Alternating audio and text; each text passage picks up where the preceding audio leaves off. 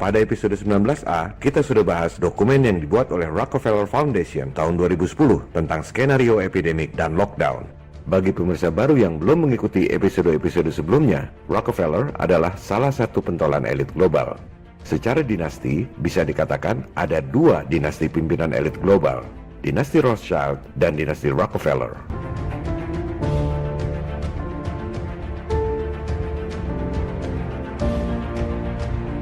Rothschild lebih dulu ada, menguasai pemerintahan dan bank-bank sentral di Eropa. Rockefeller berkiprah 100 tahun setelah Rothschild, menguasai pemerintahan dan bank sentral Amerika. Rockefeller lebih kaya dari semua pemerintah di dunia, termasuk Amerika. Mereka lah yang kasih utang ke seluruh negara di dunia. Dan negara pengutang terbesar di dunia adalah si adik kuasa Amerika, diikuti Jepang dan Cina. Gedung PBB yang megah di New York dibangun tahun 1949, sumbangan dari keluarga Rockefeller.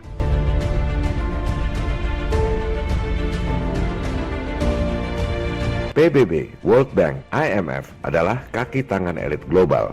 Mereka berkedok sebagai lembaga-lembaga yang bekerja untuk kemaslahatan umat di dunia.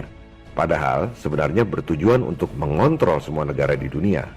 Modus penjajahan gaya baru ini sudah lama diketahui oleh bapak bangsa kita, Soekarno. Presiden Soekarno menyebutnya sebagai nekolim, neokolonialisme dan imperialisme.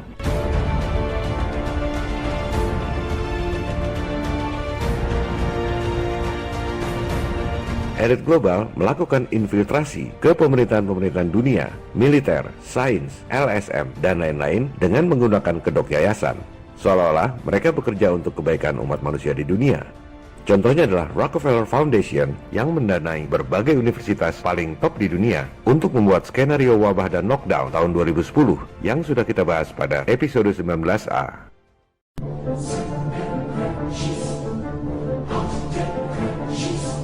Sekarang kita dengar apa kata Rockefeller tentang tudingan bahwa keluarganya adalah elit global yang berkonspirasi merugikan umat manusia lain untuk menciptakan pemerintahan diktator dan otoriter, New World Order.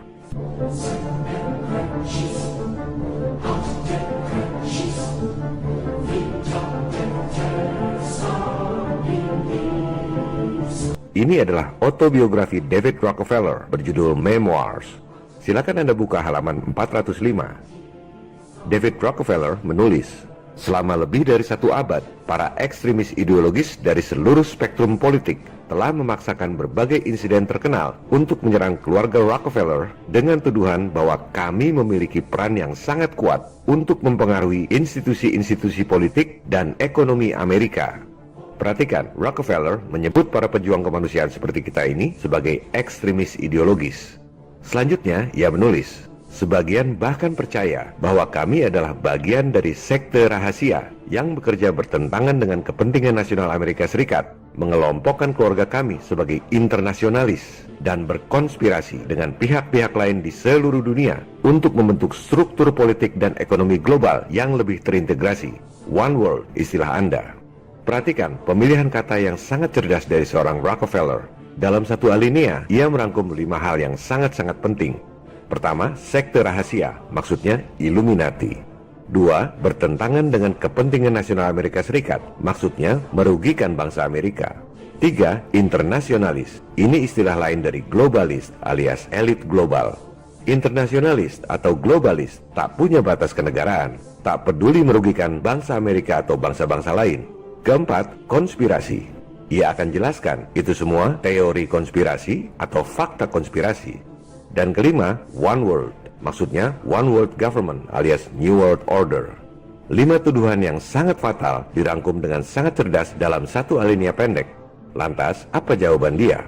David Rockefeller menjawab, if that's the charge, I stand guilty, and I'm proud of it. Kalau itu tuduhannya, saya ngaku salah, dan saya bangga dengan itu. Atau dalam bahasa gaul, gua emang iblis, terus lu mau apa?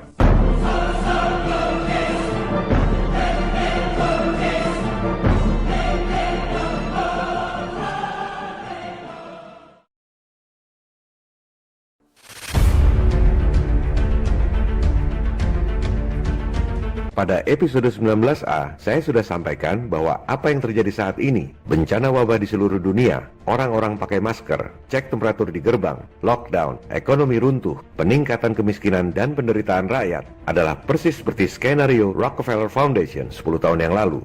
Di episode 19B ini, saya juga sampaikan bahwa Rockefeller sendiri mengaku bahwa ia adalah sekte rahasia yang bertentangan dengan kepentingan rakyat, berkonspirasi di seluruh dunia untuk menciptakan New World Order.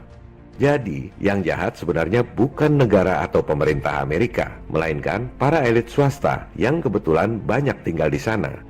Rakyat Amerika sendiri sudah dirampok habis-habisan oleh para elit di sana. Cina duluan lockdown dan sembuh adalah bagian dari skenario 10 tahun yang lalu. Tujuannya agar jadi contoh supaya negara-negara lain ikut lockdown. Sementara Amerika memang disetting untuk lambat lockdown, di mana nantinya akan disalahkan sebagai penyebab makin berjangkitnya virus. Itu semua adalah bagian dari skenario 10 tahun yang lalu.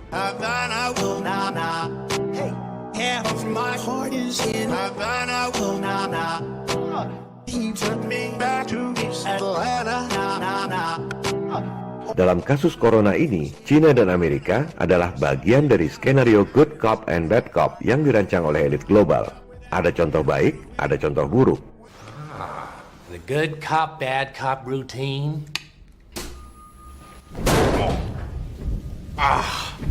Apa yang saya sampaikan di episode 18 bahwa elit global akan datang pura-pura menawarkan bantuan utang sudah menjadi kenyataan.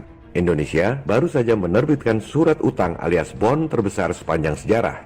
Total 4,3 miliar dolar atau sekitar 70 triliun rupiah yang harus ditanggung oleh Anda dan anak cucu Anda sampai 50 tahun ke depan akibat krisis corona. Padahal para bankster elit kasih utang sebesar 70 triliun itu dengan modal dengkul. Jangan salahkan pemerintah Indonesia, karena semua hanya ikut sistem yang diterapkan oleh elit global di seluruh dunia.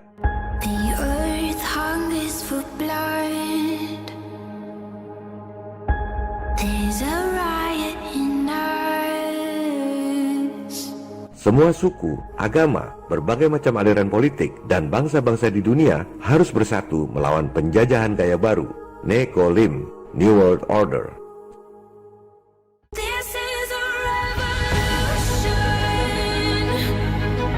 I hate imperialism. I detest colonialism.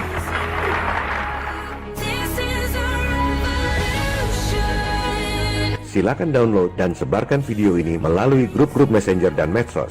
Jangan berpikir upaya kita melawan kezaliman global ini berhasil atau tidak.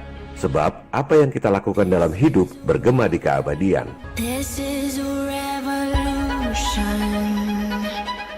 What we do in life echoes in eternity. Salam People Power. This is a revolution.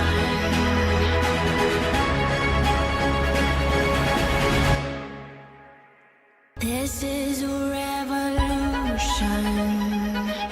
Revolusimu belum selesai. Jangan berhenti.